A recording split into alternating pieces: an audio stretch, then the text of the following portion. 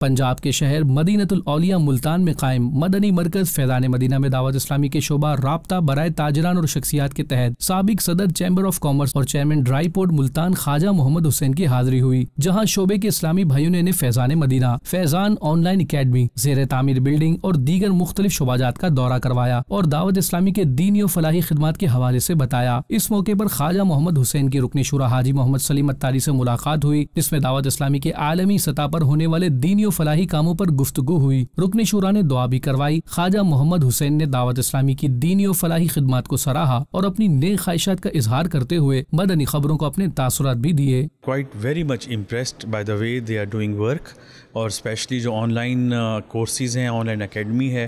وہ بہت اچھے طریقے سے، بڑے ویل مینیج طریقے سے کام کر رہے ہیں، اور دارالافتاء اور درس نظامی اور overall management of the association of the organisation is wonderful. میں کنگریٹس کرتا ہوں امیر اہل سنت کو اور دعوت اسلامی کو